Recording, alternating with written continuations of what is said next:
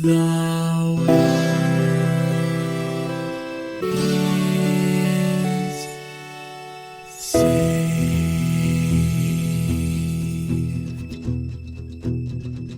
The living room's dark, save for light being cast from the big TV screen and the imminent sunrise that's teasing the one starry sky with whispers of morning. Hey, George. Hey, Lions, I'm in your house. You are.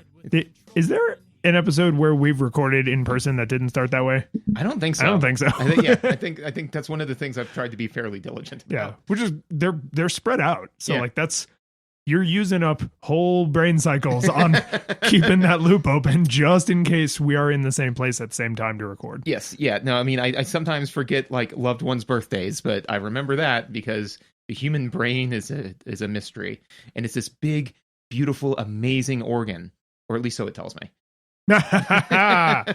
You've been this is because you're traveling, so you're away from work. You've been on those meme sites a bunch because while we were getting ready and I was setting up the recording stuff, you were also firing those memes at me. Will you, for the benefit of the folks at home, will you redo that rainbow one, because I enjoyed that? Oh well, yeah, no, actually, so I tend to subscribe to a couple of different kind of science-based periodicals just to stay kind of like up to speed on like the universe, even if it isn't in my particular area, just because people tend to think of me as a scientist. So, yeah, which means you know all science. I know all science. Right. So this one is a little bit more physics based, but it turns out that they were actually able to weigh a rainbow recently, and it turns out it's pretty light. It's pretty. Yeah, light. It is. It's pretty light. It's so good. I hate it. I find that joke gets better with like the longer lead in, because you're like setting up this whole thing for just this like dumb gag, and people are like, you wasted so much of my time. I have tried and failed miserably recently to do like a Shaggy Dog lead in, where the joke isn't funny. It's how long and laborious and serious the setup is. And then it's like an anti-joke. Like right. there's nothing, right? That's the whole point. The point is we went on a Shaggy Dog story and, those don't like really work on children because they don't have the social niceties to be patient. Yeah. They think that you are struggling to communicate what you are trying to communicate, like they sometimes struggle with. So you do like 2 or 3 sentences of setup before you say the obvious thing you were always going to say. You only get about halfway through that first sentence. And then they're just like, oh, you mean like carrots? And it's like, yeah, it's not. But the punchline wasn't the fun. Yeah. Like, yes, like carrots. Yeah. Okay. There's some advanced comedy. Like I was just showing Teddy because I was going through some science memes, and there was one where it showed and this is all related to video games, by the way. Absolutely. Yeah. No. So it showed Tom, like it was an old cartoon of Tom and Jerry. It showed a bunch of chicks walking by, and then like Jerry as the disguised as a chick. Oh, right. And all the chicks were labeled as the alkali metals, and then the mouse in disguise was labeled as hydrogen, right? And I'm like, that's funny. And Teddy goes, "Ooh, what is it, Dad?" And I was like, well, you okay? Yeah. So this is, and I like tried to explain to him. And he went, "Oh, and then just like left." Yeah. And I was like, "Okay." Well, yeah. See, but he has enough social niceties that he was like, at this point, he has stopped talking. He expects me to nod in agreement and laugh politely. So he's going to have a great career in some boardroom. There you go. So I think outside of watching science memes, we played a video game as well. We did play a video game. So we try to focus heavily on listener requests, but every once in a while, you and I, who also listen, will say like, yeah, I want to play this game, right? Like I've been sitting on this.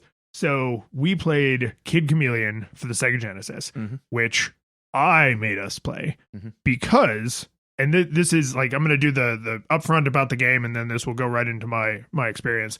I played this game only when I was a kid, and then I learned something very interesting about it many years later. And then when we started the show, I was like, oh, now I can finally go back and like have an excuse.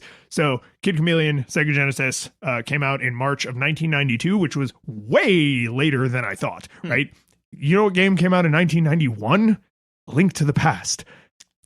So yeah, so just put in your mind that Super Mario World and A Link to the Past were going on 2 years old when this game hit store shelves, right? Yeah, it does reframe that a little bit, like what they were capable of, and then where they landed. Yeah, which because the Sega Genesis was a 16-bit system that was so early to being a 16-bit system, you can really see like at the edge, right? The Super Nintendo was just getting its feet under it as the Sega Genesis was kind of running out of steam. And so that overlap is not flattering for the Sega Genesis, in my opinion. Or the Mega Drive for our European listeners. Here's a quick summary of Kid Chameleon. ChatGPT has taken over the holodeck, and you are the only dude bad enough to wear Halloween costumes while jumping on Tron's head. That's basically it, right? So like evil VR game, kids getting trapped in it, and you have to go in, but you're like the most stereotypical 80s cool dude in all of history. That is one of my audio-visual notes. Is I said, dude, Kid Chameleon he's just so cool, man. He's cool. I don't even know if I'm cool enough to play this game because he's pretty cool. We're not. If the wrong kind of police had found out we played this game, they would have come for us. Well, because I mean that's the thing too. Just to screw up your bookmark, so you have to do audio visual and then chill and then back to audio visual.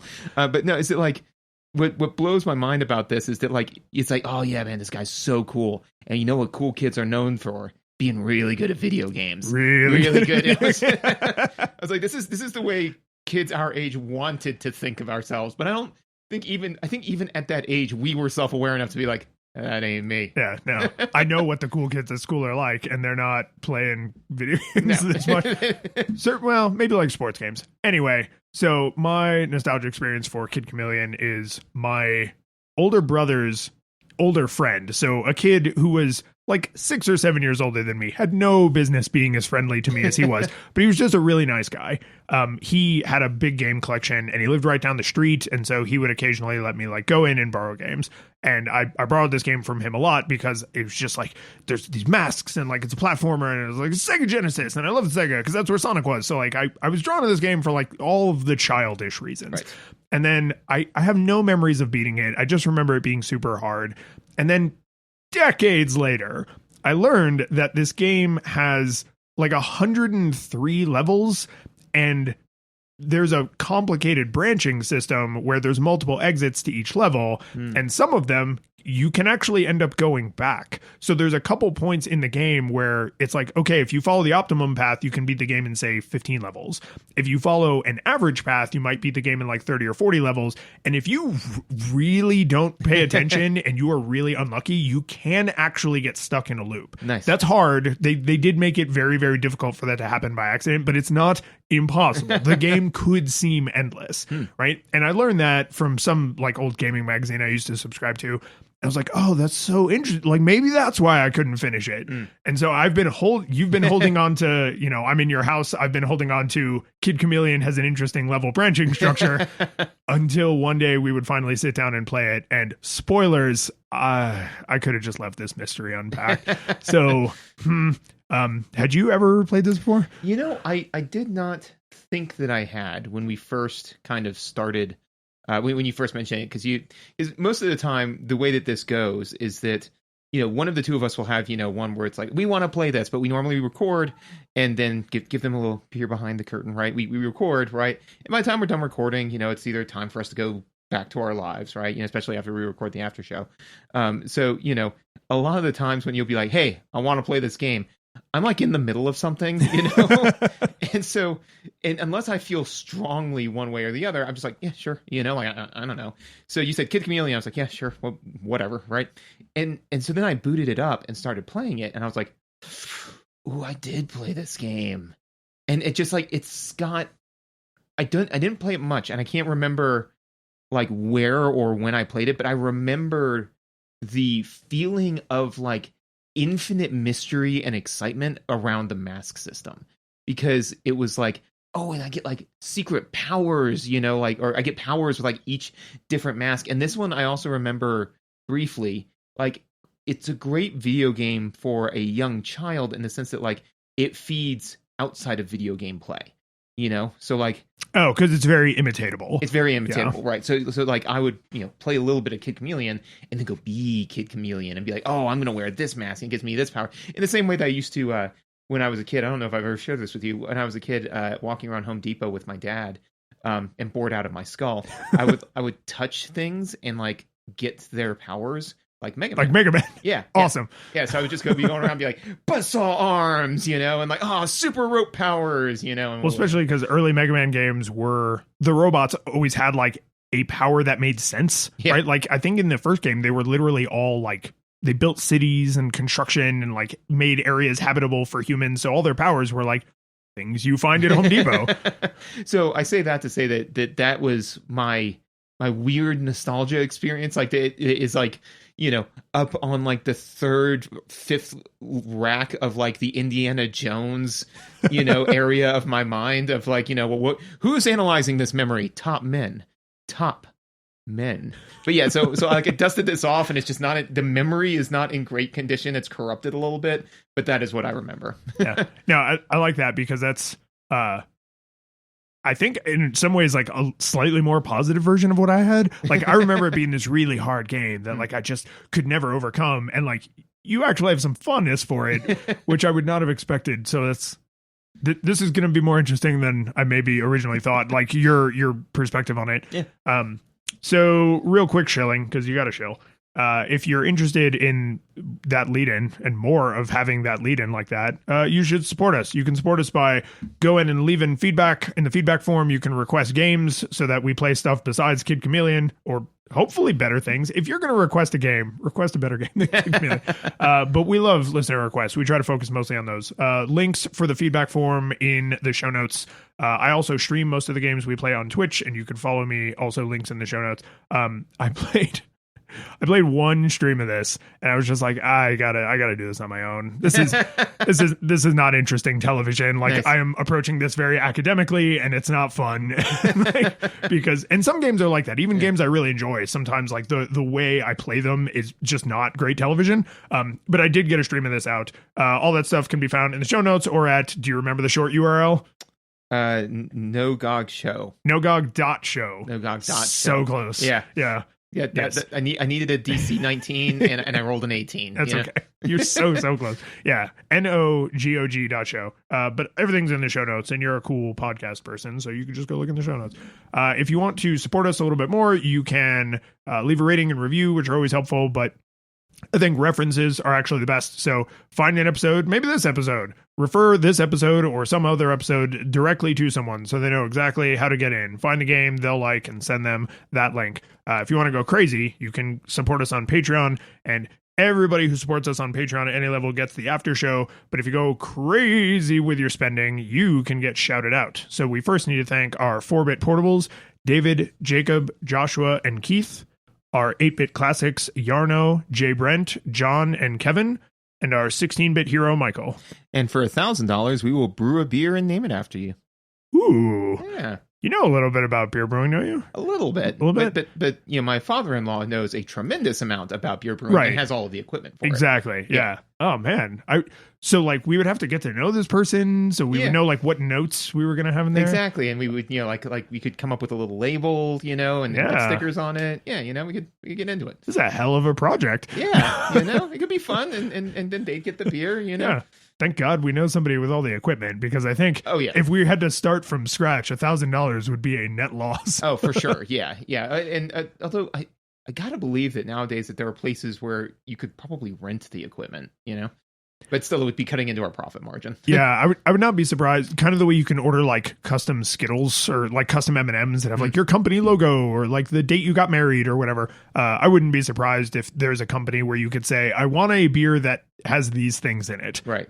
Now make it. Yeah, and then they have somebody on staff that goes like, exquisite choice, sir. And then they just ship you Miller Lite in unlabeled bottles. But whatever you said you wanted notes of, they just put shots of it in there. It's like, I want notes of chocolate. They just grind chocolate up, put it in a Miller Lite, and send it to you. Not even good chocolate. It's like Hershey's Kisses. Yeah. Oh, for the after show, remind me. I got to do a deep dive on metal levels in chocolate recently. And alarming. Yeah. So if people want to know some more about that in the after show, Jesus, the chocolate that you're eating could actually, don't worry about it. It'll be in the after show. Yeah, you'll probably be fine. So audiovisual. audio visuals.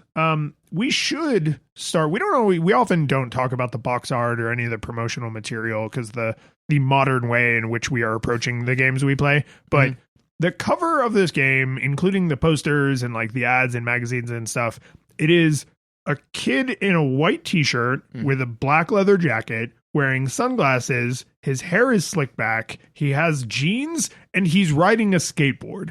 Like, he is the most focus group approved, market tested, like stereotype of a cool kid from the late 80s, early 90s. He's Poochie. He looks like a greaser. Yeah. Like, it's some old person who knew nothing about American pop culture was like, okay, we need a cool kid, and they produced Poochie. Yeah. Like, it's hilarious how like focus tested it is. Oh yeah, no, absolutely. Like, and the interesting thing though is that I okay, a couple things. One is I don't really like the way that Hollywood portrays, like high school. I'm like, I don't remember high school being that intense, man. Where it's just like, oh, you weren't one of the cool kids, so you got wedgied and thrown into lockers. I'm like, I think that's assault. Like, so I say all that to say that the cool kids though, that as I remember them, were like either they were on the football team or whatever, but like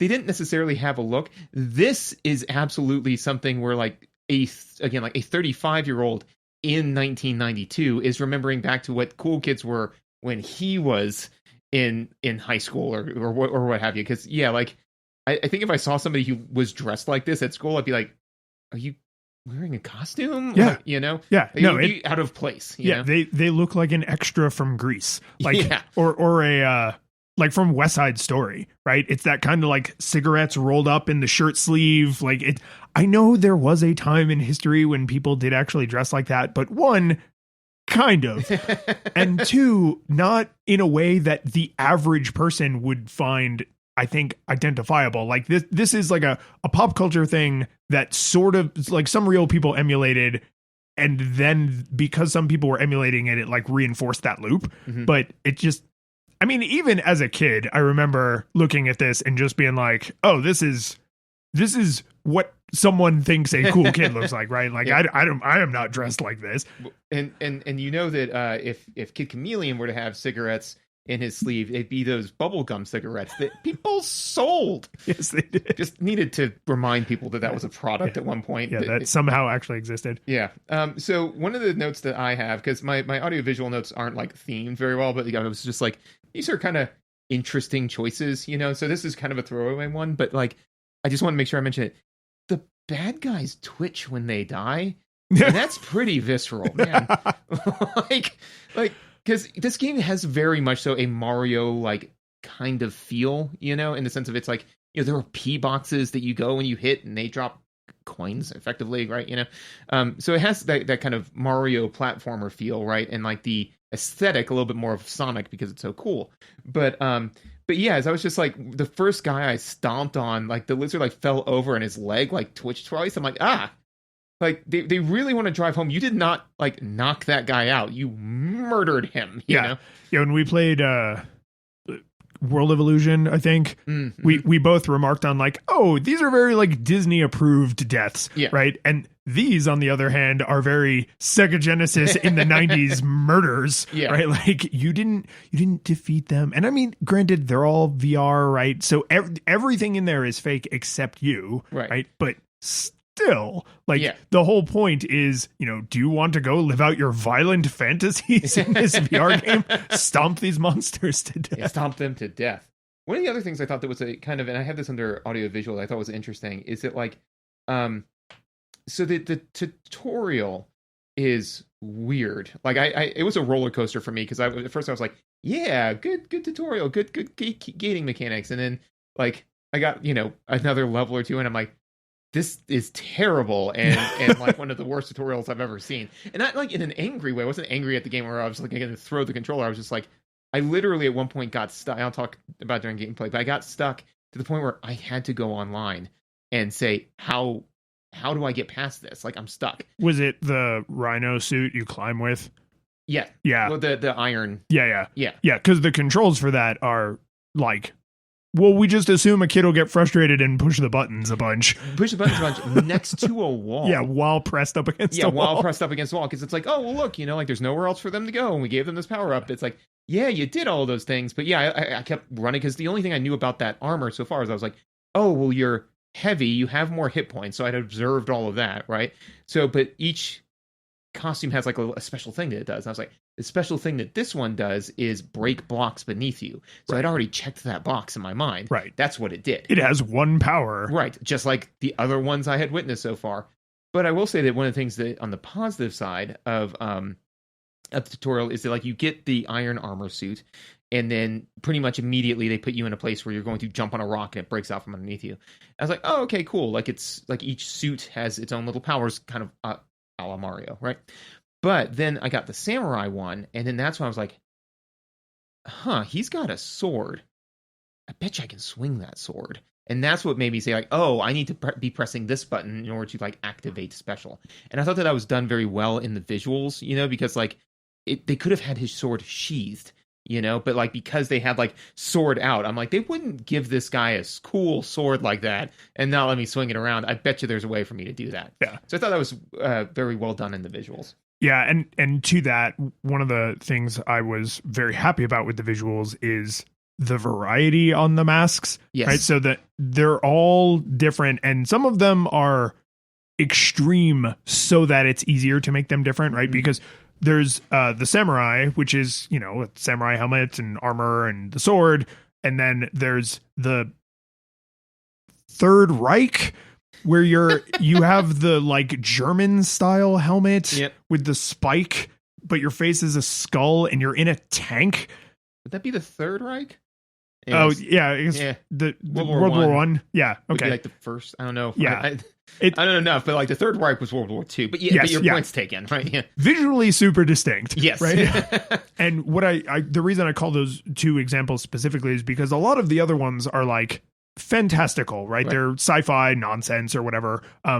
But those two are real-ish. Mm-hmm. And instead of being a Western style soldier on your feet with a gun and an Eastern style soldier on your feet with a sword, they give you the crazy like skull death mask. You're in a tank, right? So they even though you could say like, oh, they're both soldiers, it's like, no, these things have nothing in common mechanically. So we're going to make them look super, super different visually. And the artwork is silly, but really fun, right? The sci-fi ones use a lot of bright colors. There's like the Cyclops one where you're in green, and the like top spinning one where you're all like purples and pinks, I think.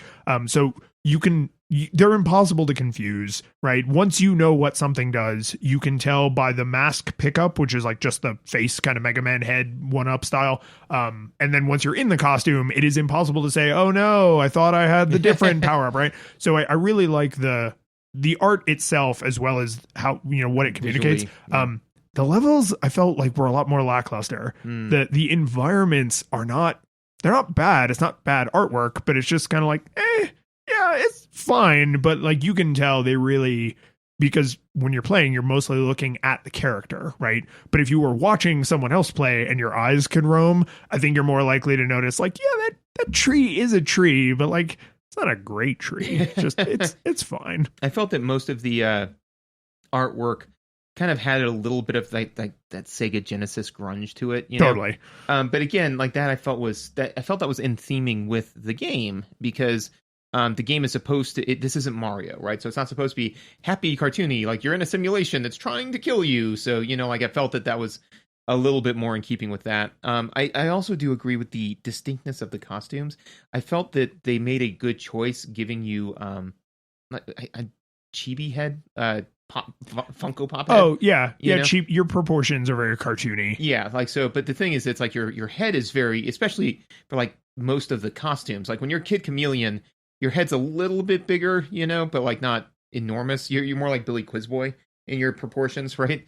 Yes. But big round head and like little kid body. Yeah. But then when you get the costumes, like it's like huge, And again, like I felt that was kind of nice because it gave them more pixels to work with to make unique looking visuals, Well, and the power-ups are not like, they're literally called masks, right? It's it's all of the explanation is about the masks, right? But on the title screen, your proportions are completely normal, right? So when they have to like tokenize you a little bit into gameplay so that you're still getting the relevant information, that's when they're like, giant head. Yep. Giant head for giant masks. One of the things that choices that they made that I only like this in one situation, and this was not that. There aren't health bars for the bosses, right? No, yeah, you just got to throw yourself at them. Yeah, and until they die, right? The only time that I think that that's appropriate is in a horror video game. Yeah, you know, because the point is that they're supposed to be like this big giant monster, and you don't even know if they are killable because you're small and weak and blah blah blah. But on a game that's literally about trouncing the game because only you, Kid Chameleon, can get the job done, they should have health bars. They should, you know, like it's not. It cannot possibly be that resource intensive ever to throw a health bar on the thing, like because it's always just a design choice. Yeah, because like they've got to have some calculus going into calculating its hit points. Period. It's like, give me that information too. Yeah. No, the game is super UI light, right? The information about what mask you have is communicated through your sprite, right? There's no status bar for that, which is unnecessary. It'd be duplicative, right? You can't store masks. You don't have an inventory or anything, but the timer, because the levels have, you know, a count up clock. It's like numbers just shoved in the corner, right? Like it's the UI is super soft. Although they put all of their effort into the masks, secondary effort into the environments, and then everything else is a distant third because there is almost nothing else. Yeah. Although the you know, they do like have the thing with like telling you how many gems that you have and how many lives you have. And I just thought it was odd because I think that other video games have done this, but just kind of was you know, the symbol that they use to represent how many lives you have isn't a face, it isn't a one up, it isn't lives, it is an ankh. You know? Yeah. Which is weird, and also I wanted the opportunity to say the word ankh on the show because it's a fun word. It's $2 word. It is, right? You know, it's not $10 word. No. It's $2. No. Yeah. And it's one of those weird $2 bills they don't use anymore. I think that is... So this game, I'm pretty sure was made by Japanese development team originally and then localized, but I would say it certainly looks like they obviously meant it to be to appeal to people who like American pop culture, right? So either to Americans or to an Asian audience or a European audience that also likes American pop culture because America's big on exporting its culture. So things like that are always subtle ways of noticing like, oh, an American probably would not have chosen that symbol because most Americans either don't know what that is or they would realize like, oh, that's my lives. And it's like, right, because an ankh is the symbol for life in a specific culture that is not your culture, right? So like that's why you always see like the little head, right? It's a little character head, X, and then a number, right? But I didn't even think of that. But that's to me, that would be my first indicator that I'm like, ooh, this is like putting the dollar sign, like if you write out like how much something costs and you put it on the end of the number instead of the beginning of the number, it's like, oh, where did you grow up? Because no American does that like that. Or when you see a number and they use decimals for commas and commas for decimals. Oh my God. So what, you know, I work in software and I knew about like different countries write their dates differently. And obviously different countries have different languages and stuff, but it never occurred to me that decimals and commas were not universal. And when I found out they weren't, I was just like, huh?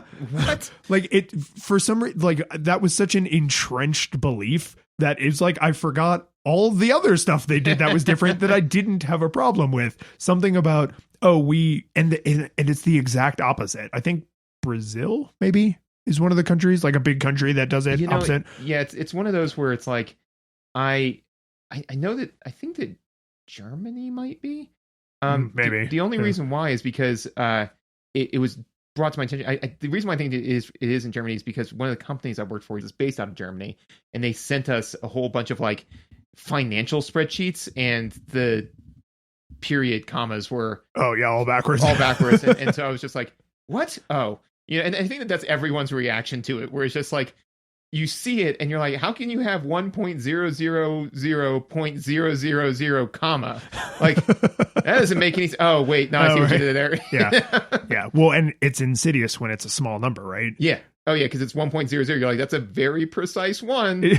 Or 1,000. It's something. Yeah. So that I do think those kinds of things are interesting because your kid brain, once you understand symbol has meaning, you kind of stop deconstructing it at that point, right? But as an adult, it's a lot harder to look at that and be like, hey, what's that onk doing up there? What's that about? And initially, and this one will lead us into gameplay. Do you have anything else for audiovisual?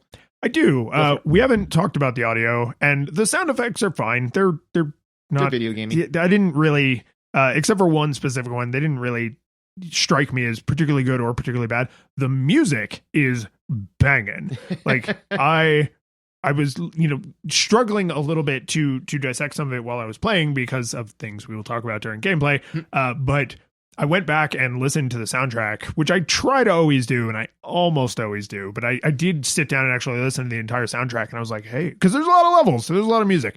And I was like, oh, hey, this is all right. It's got this grungy Sega thing. Oh, there's like some Toe Jam and Earl vibes in this one. Like, it's kind of funky. Okay, like the City one's got the funky beat. Oh, man, this one's kind of got like a Sonic Spinball, like grungy factory. Like, yeah, man. It's just, this is what happens when you have a really small team, right? Because the whole team is like 20 people, maybe less, right? And that's everybody, right? Yeah. Writers, producers, programmers, artists, musicians.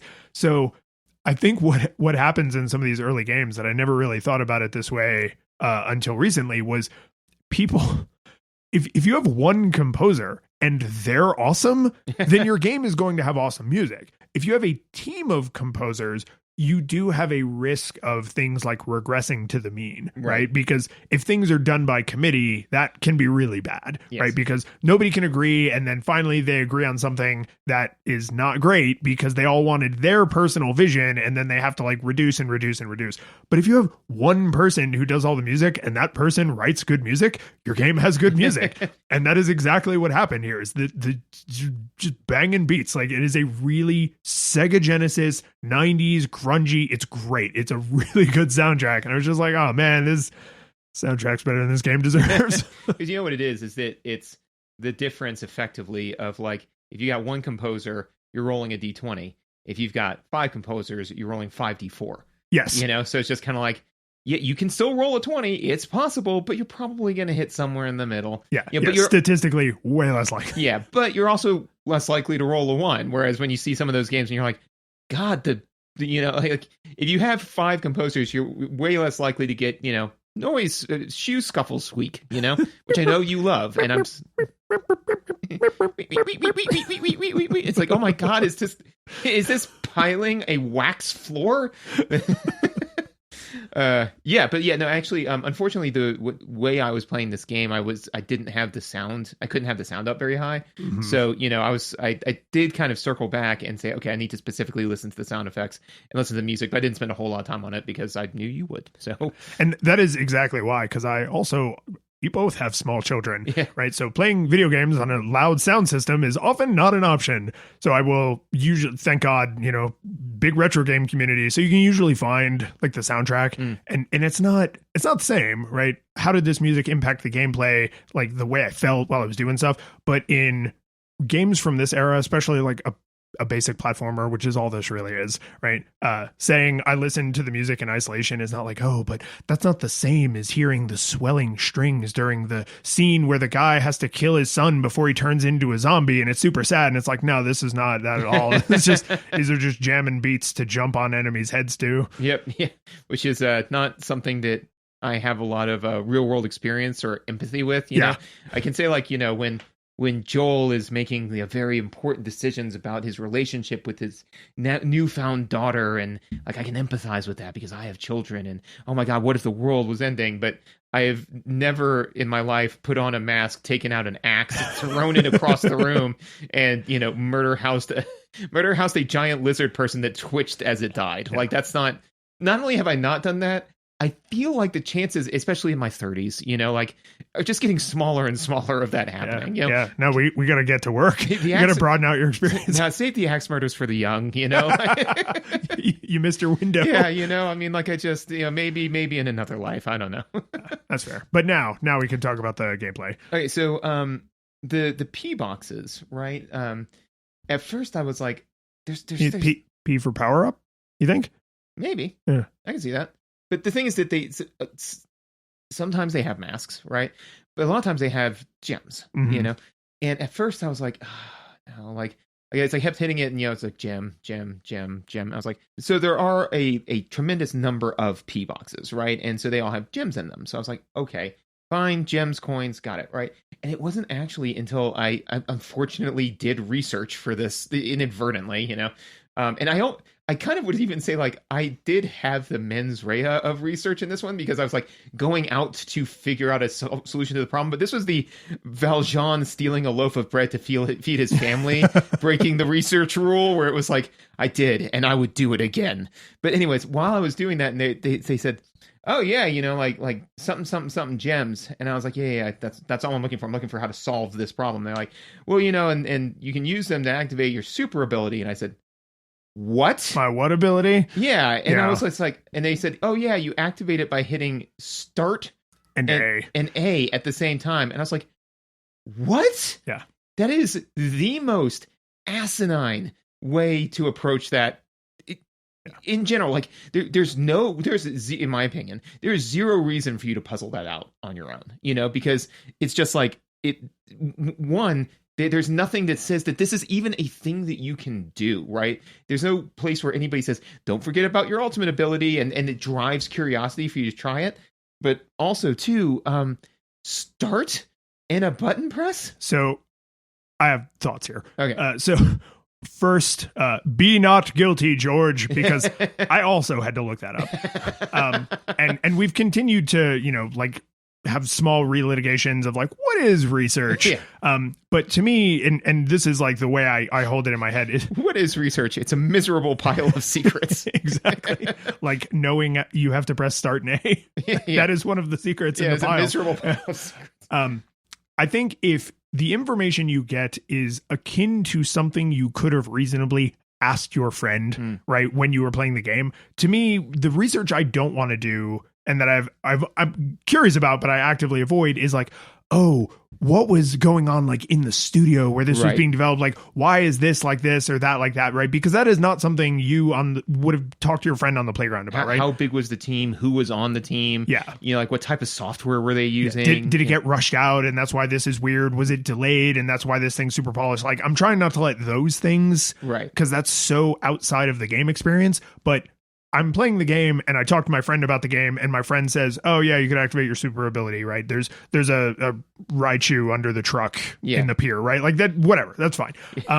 But this game, as I said, 1992, right? Mm-hmm. And when I saw that release date, I was like, oh, okay, no big deal. And then after playing the game for a little while, I went, this plays like a game that expects you to read the manual, because they are not doing a bunch of tutorial. They are not really drip feeding stuff out. You are pretty quickly thrown into the deep end and you are given a lot of things that you need to make decisions based on that implies you have information to make those informed decisions. So they really expect you to read the manual, right? Which I didn't have easy access to. And I'm sure I could have found it online, but like, I don't have a copy of the manual. And so I didn't.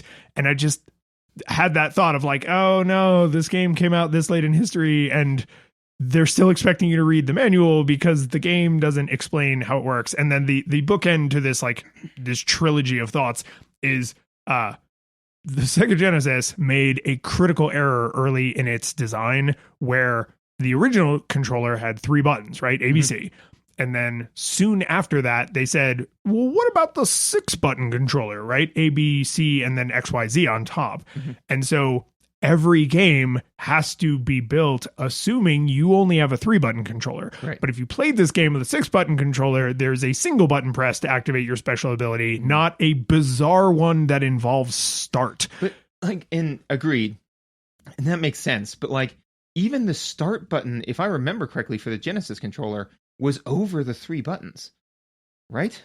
His name was start. Yeah, and it's like the eyebrow. Yeah, it's like up over the circle. Yeah. So I mean, like that makes it one even more awkward. Although I can't really speak to that, right? But two is that like this is a solved problem because when you needed to activate your special in Castlevania, you hit down and A. So I mean, at least that would have made more sense, like because it'd be like, oh yeah, you have to. Many video games have done like, oh, you have to hit a directional button and your other button to get this thing to work. Totally get that, but yeah, I was just again. So I say all that to say that originally I was like, collecting these gems is treacherous. I don't care. There's just like I have to go up and I only get one gem at a time, and you have to like, as odd as it sounds, like you have to press a button, hit a box, go collect it, right? And like so farming that, I was like, this is dumb. This is coins, but worse, right? But then when I was like, oh no, these are fuel for my ultimate ability.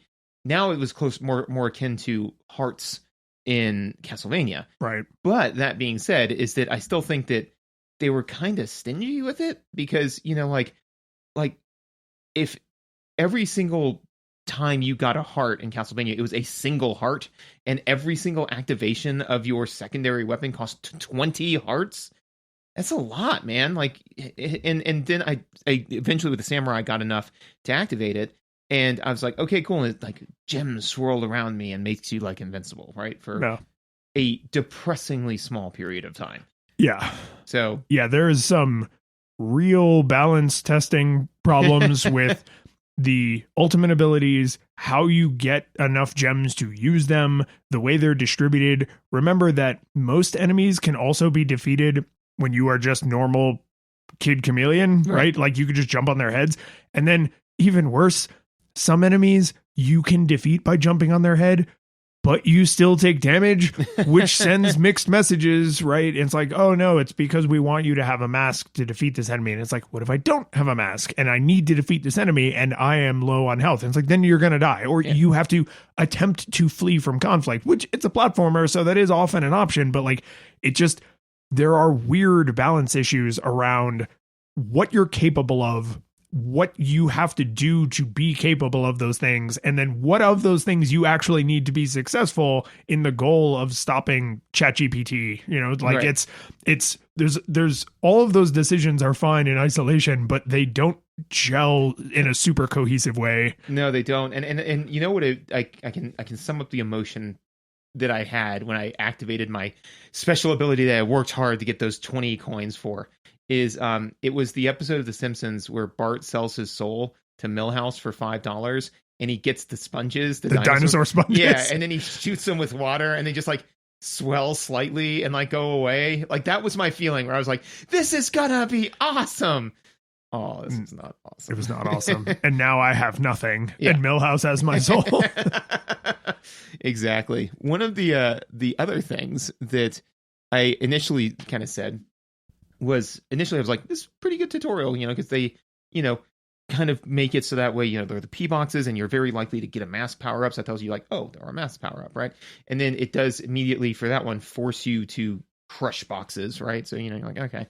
And then, they introduce the giant bouncy things, in a way where they put stuff where you can only get to it if you use the bouncy thing. So all that, I was like, oh, that's a pretty good tutorial. And then after a while, I was like, no, it's a terrible tutorial because of, for example, climbing up the wall. And so the game, the issue that I think I have with it is that all of the masks there's so much to them, right? Because each mask has its own like ability, its base ability, right? And then a secondary 20 coin ability. Some of them have like 5 or 2, but like mostly 20. And then 50 gem ability, So that's a lot, right? Yeah. And the thing is that you only have 3 lives to find all of it out. Yeah. And certain ones change your locomotion. So like when you're the samurai, you walk a little faster, and maybe also the samurai, but one of them you jump a little higher, right? So like you may prefer using a certain mask literally because the character controls differently, not its attack or its special power or whatever. And that's like, that's just two more things. Like now I have to measure all of my jumps and measure my walking speed, like on top of how does this work? How does that work? How does the other thing work? Oh crap, I died. I have to start from the beginning because no passwords, no continues, no level select, no nothing. Right. 103 levels. That's not an exaggeration. There's 103 levels and you start from the beginning every time. Which is very NES hard, right? You know, where it's honestly, I think this is actually just bad design. This time in history. Come on. Sonic 3 was like 6 months away from shipping, and that had an entire save system. Yeah. Mega Man 2 had a password system, and that came out in like 1987. Like there is no reason that there shouldn't be some kind of password that all it does is let you start at a specific level. That's all it has to do. No power-ups, no extra lives, no difficulty settings. Just literally let me, because they branch. Right. Like, let me start at different levels so that I can say, like, well, what happens if I go out exit number 2 instead of exit number 4? What happens if I go to exit 3 and then exit 4, right? Like, but nope, just you got to start from the beginning every time. And I would agree that is bad design. But my gut says it was deliberate design, because the idea is that you can now play this game for hours and hours and hours and hours, right?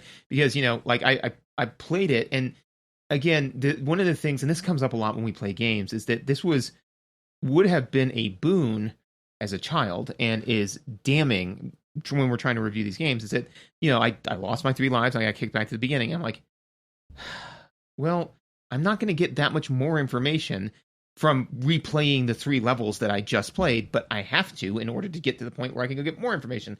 And as a reviewer, I find that frustrating because I've got other things to do with my life, right? But as a kid, you know, or somebody who's designing a game that, you want to make it take forever so people feel like they got their fortune's worth, you know? Yeah, it's like, oh yeah, you know, like look at all these branches, and, you know, you could theoretically play this game all the way through 100 times and never play it through the same way twice. You know, it's like, yeah, cool. But let me, and again, like this was back in later in the era than it should have been. But like back in the era where it was, you know, well, you're going to play the game the way I want you to play the game, as opposed to like, I paid the money. You got the money. Like if this was a coin op, I'd be like, yeah, do what you did because you want to suck quarters out of me. But it's like, you already have my money. Let me experience the game the way I want to experience it, including just let me go back to the level I was at, please. You know? Yeah. Well, so let me compare this directly to Super Mario Brothers, right? For the Nintendo, 8 years earlier than this, right? You will come across memes on the internet regularly where someone has just learned that in the original Super Mario Brothers, which did not have a continue system and did not have a password system and certainly did not have a save system, that when you died and you ran out of lives and it tossed you back to the start screen, if you, I think, held A and pressed start, then instead of just starting the game, it would actually bring you. So if you were on World 4 when you died, it would start you right where you were in World 4, right? And so I was a day years old when I found that out. Right? Yeah, because the game does not communicate it. I think in the Japanese instruction manual, it spells it out, but maybe in the American one, it didn't. But even if it was in there in giant flashing letters, like most kids don't read the manual, right? So like, I certainly didn't. I'm sure you didn't, right? So like, you know, I learned that and I was just like, huh. But the reason that doesn't feel like a betrayal is because Super Mario Brothers is fun. Like the Mario character on screen is really fun to control. And this actually brings me to my primary issue with this game. It's not any fun. Like Kid Chameleon is so slippery and floaty, and you have too much air control when you jump. So you like for me, and maybe you have this similar problem, is like if I have too much air control, I am trying to micromanage the precision of my landing way too much, right? You can feel this a little bit if you go from Mario directly to Sonic. Like if you play Super Mario World and you put it down, you immediately pick up a Sega Genesis controller, you'd be like, oh wow, Sonic has way more air control than Mario at low speeds, right? And then at high speeds, you have no air control. But Kid Chameleon has way too much air control. So you jump and you're like, okay, I have to land on this enemy because I only have like 3 hits. And if I screw it up, like I'm in big trouble. And I start like over trying to aim. And because you can like really waffle while you're on this like long floaty jump, I would end up screwing myself where I would then miss or fall too short or too late. And then they hit me and then I take damage or I die. And it's just, it's like every level is an ice level. It's like every level has moon gravity turned on. And then because of the way the levels themselves are designed, sometimes they are expecting you to use the black, like bouncy ground, I guess. Spring ground, I don't know, whatever. But like trampoline ground. There you go. So you're supposed to like bounce off of that. So all the time you feel like you have this super floaty jump, and then there are times where you're like, somehow I can't jump high enough. I have this ridiculously high floaty super air control jump, and yet I still feel like I can't get where I'm trying to go. God, from the first 10 feet, right? You think, we've talked about it a million times, the first 10 feet of the original Super Mario Brothers is this genius, it forces you to learn that the Goombas are a threat and that you can break blocks and that you can get the mushroom, and then the mushroom makes you big, and oh my god, it's a masterclass in game design. The first 10 feet of this, as soon as I tried to jump to hit that first block and I just air controlled like a plane with a broken engine, and I spiraled face first into the side of it because I couldn't aim, I was just like, oh no. And that was my entire experience, dude. Just constantly feeling like I know what I want him to do, and the levels are designed well enough that I can tell what they want me to do, and I can't make him do it. And what's that thing you say? Like, I can't imagine putting the time into this to get good at it without knowing who I'm impressing. Yes. I cannot imagine spending the time to acquire the skills required without a clear understanding of who's going to be impressed. Yeah, I was just like, oh god, man. And it ruined my entire, I begrudgingly kept playing it, but it just ruined the entire experience. I know that you said experience, but I wanted you to say life. It just ruined my entire life. Like, I don't know, man. My wife and kids left me. I lost my job. I lost my house. Like, it's just, so this was a bad game. Yeah. Cannot recommend. Ruins life. Yeah, no. One of the things that I kind of touched on most of the remainder of my notes. But one thing I thought was that so discovery is a core aesthetic in this game, right? Because the whole big time, the whole big thing, and it's not, I would argue, not the level discovery, because the levels are kind of, I mean, like there's some like different visuals and different stuff like that, but the real thing you want to discover is all the cool stuff that the masks can do, right? Yeah. Well, and what they allow you to do, right? Because maybe you can only get to this exit if you have the tornado power where you can like fly super vertically. Yeah. Stuff like that. So, so very, very much so discovery is a core aesthetic. One of the things that I think that they did to support that is the masks give you multiple hit points, right? Mm-hmm. So when I first... Yeah, because you have 2 as Chameleon, I think. And then when you get a mask, it gives you 3 and replenishes your 1. Right. If you had 1 hit point left, it gives you that back. So when you drop back out of your power-up, you didn't have 2. So I say that, though, to say that when I first got the power-up, I was like, oh, okay. And I just, for whatever reason, I just didn't notice the pips in the upper left-hand screen. And I got tagged by something, and I was like, oh, I'm still Iron Man, I was like, that's... And so I would say that supports the discovery aesthetic, because if you got the power-up knocked out of you the minute you got touched, you'd be like, sure would be fun to play this game with a power-up, but I'm not playing it with a power-up most of the time, right? Whereas in like Mario, the core aesthetic isn't really discovery in the sense of like, it's challenge, right? But it's not discovery in like, you get the fire flower in the original Super Mario, right? You get the fire flower, it shoots fireballs. That's it. Like you learn everything that thing does in the first 10 seconds of having it, right? Whereas for this one, there's a lot to discover there. So I think that I think that they knew that being Kid Chameleon is not interesting. No, you're a bad dude, but are you as bad as an axe murderer or, like General German tank? Like, no, those are badder dudes. Yeah. I want to be those dudes. Better than the Luftwaffe. I think that was the planes, yeah. Yeah, that was the planes. What was the artillery? I don't know. Why would I know that? What? I don't know. Have I not already established that I don't know this? I would have said it ages ago. I don't know if we've ever shared this. This is a tangent. I don't know if we've ever shared this with the people on this podcast, but I remember one conversation that we had where I was being particularly belligerent for the sake of being belligerent, which is fun sometimes. Like you do. Yeah. But I said, like, see, that's the problem, because, like my background is German and your background is Italian, right? It's like, see, that's the problem, is that, like the Germans make just better scientists. We just do, like we have, Einstein, Heisenberg. What do you guys have? Fermi? Get out of my office. And you just looked at me and said, we had Leonardo da Vinci. And I said, that deviant? Like, he created something called an aerial screw, right?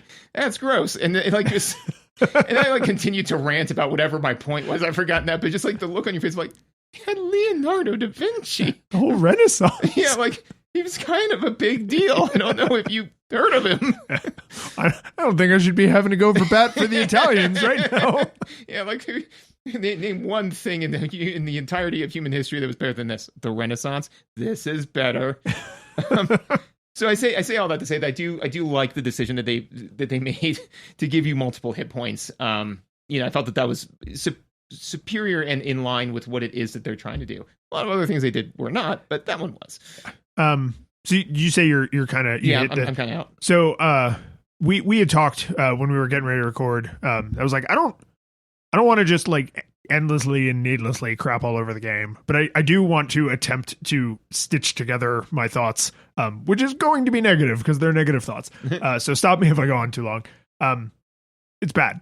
It's bad because there are a lot of good ideas in here that are not stitched together into a cohesive whole that I think is sort of unforgivable for a small team this late in the game, right? 92, it's not coordinating. This is not God of War Ragnarok, right? They're not trying to coordinate hundreds and hundreds of developers strewn in, development offices all over the world that speak different languages and are all coming at it with different perspectives about what makes a good game and still somehow having to come out with a cohesive whole. Like, this is literally probably less than 24 people, right? Maybe less than a dozen. And for them to have said, okay, we've got this idea with the masks. Some of them give you super powerful weapons and some of them give you super powerful locomotion. And it's not always obvious when you would prefer one of those things or the other, right? Because kind of to comment you made earlier, like after maybe dozens or hundreds of attempts, you would eventually say like, oh, I actually get the tornado power up here and I never noticed that there's no roof in this area because I'm outside. And so maybe I could like go up there, right? Like maybe, and that could be super fun, but it could also be super frustrating because it's left so much as an exercise for the reader, right? And some of the weapons are so grossly overpowered that you end up in like a ghosts and goblins kind of situation where the idea of losing like the axe, which has a great, it's fast and it flies in a straight line. The tank shoots, like a big burst. So it's like, it feels like a good defensive weapon. And if you have that and you become over reliant on that single strategy, now that exploration of like, oh, you got to crack open the P blocks. And it's like, but what if one of them has a mask in it? Right. I don't want to lose my good power. Right. And so that's bad when you create a system where getting the thing you want makes you not want to do the main thing the game has laid before you as the thing that is ostensibly supposed to be fun, right? And then when you take all of that, right, and you just say, okay, so there's some weird balance issues and there's some weird like communication about what am I supposed to care about and how am I supposed to know that's the thing that the game agrees like we are doing in concert together. And then you just pair that with what I think are really tragic controls, just really not the physical controls, but like the way the character handles is just tragically bad. I was profoundly disappointed. I was just like, there are so many interesting ideas here. And if this game had come out in 1987 or even maybe like 89 or 90, then I would say like, well, okay, there's, they're new to like games of this scale. And like, it's hard to say we want to make something that feels like not exactly like a sandbox, but where like there could be something interesting up, down, left, right, and otherwise, right? Like, oh, there's so many interesting ways you might do. But I mean, no, like it's not fun to look around because not only does the character handle poorly, but getting the tools that are supposed to help looking around be more fun and interesting sometimes work against you. Like it is this mess of half executed good ideas that just really disappointed me. And because I came back to this with like, oh man, 103 levels, all these different ways you could work through it. And oh man, it's good. Nope. No. I think the farthest I got was maybe 10 or 15 levels, maybe. And that's about where I got. I just couldn't care. I was like, I'm not going to ever be able to control the character well enough to see this through to the end. And I just don't feel bad about that. Like, I don't know this game anything, right? I'm trying to adopt your mentality. Oh, yeah. So no nostalgia goggles then, right? Yeah, no nostalgia goggles required. Perfect. Yeah, go whatever eBay is charging. Yeah, just pay it. No, full nostalgia goggles. It's if you somehow have good muscle memory for this already, I'm sure you could put your nostalgia goggles on, go back and play it and have a grand old time. But for me, even coming back to it, being excited to uncover its mysteries and having built up, I think, a lot more tolerance and patience for, I mean, we beat Ninja Gaiden, for Christ's sake. Like, game is not easy, right? So the fact that the difficulty of just playing the game, not because the game is hard, but because the game is accidentally hard, is what turned me off so much. I just, such a disappointment. Soundtrack, absolutely. I looked that up on YouTube. It's banging. that I feel bad that I have to give my part because that would have been a great end bump, you know? Like, you know, yeah. So at the end, we decided that it was full nostalgia goggles. Check out the soundtrack online. Okay. So yeah, I would also say full nostalgia goggles. You know, like it is very interesting, and I've kind of mentioned this before, where the way our rating system, you know, like I like it. It's what we do, right? But like, it's tough sometimes, man, because like when you say full nostalgia goggles, you're throwing it in with some pretty awful company, right? Yeah. You know, Dr. Jekyll and Mr. Hyde, Home Alone 2, Superman 64, you know, like so it's just like I don't want to do that to you, but I've only got 3 tables to sit you at. I've got like the elegant, you know, direct family members of the bride. I've got like the people they knew from college, and then the pity invites, you know, like then the seat fillers. Yeah, right. You know, so And then the way that, you know, I try to come to it is I have like a couple of different tools I'll use to, like, questions that I'll ask to say, like, if I answer it this way, then I tend to go one way or the other. And the reason why is originally I was like, oh yeah, nostalgia monocle, you know, because I was like, yeah, it's fine, you know. But the thing that pushed me into full nostalgia goggles is I agree with you that the jumping is lackluster. The levels themselves are kind of lackluster. The enemies are kind of lackluster. Like, the cool thing about it is the masks, right? But the cost of trying to explore the masks is so high. And now this is no longer a unique mechanic, right? Go play Kirby. If you want to do something where it's like, oh, I have base power, and then I can get different power-ups to let me do different, like mini different power-ups, not just like in Mario where it's like, there's like 1 or 2, you know? But even Mario nowadays like has like, oh, well, you know. Super Mario Brothers 3. Which beat this game to market by 4 years. Yeah. Kirby's Adventure, which beat this game by 6 years. Exactly. Right. You know, so there are other games. And so that's the thing, is that the reason why I say full nostalgia goggles is because there is just no reason to play this game. You know, if somebody said to me like, oh, I really was thinking about playing Kid Chameleon, I would say, why? You know, and they'd say like, oh, I really like, you know, like the whole like masks thing. I'd be like, okay, cool. Here are games that you should play instead that would be more fun and a better use of your time. So honestly, I think that for this one, like, Chameleon should do what chameleons do best, which is blend in and fade away. The curtain falls, the music plays, the credits roll, then it all fades to black. And you're left by yourself. The fanfare is gone.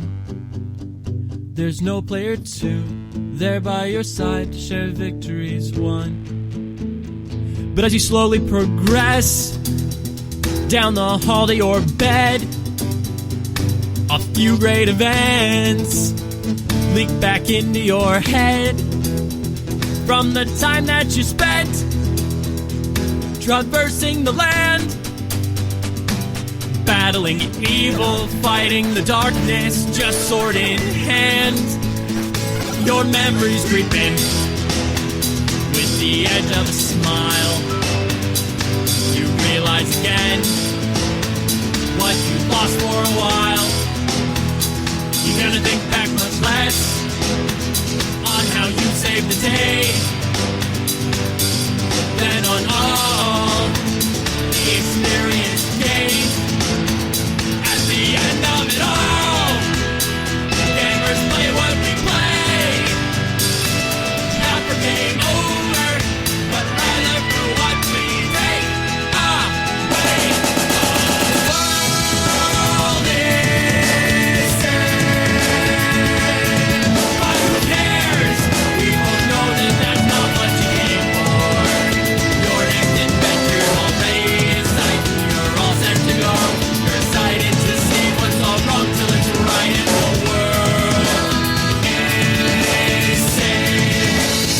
more along for the ride.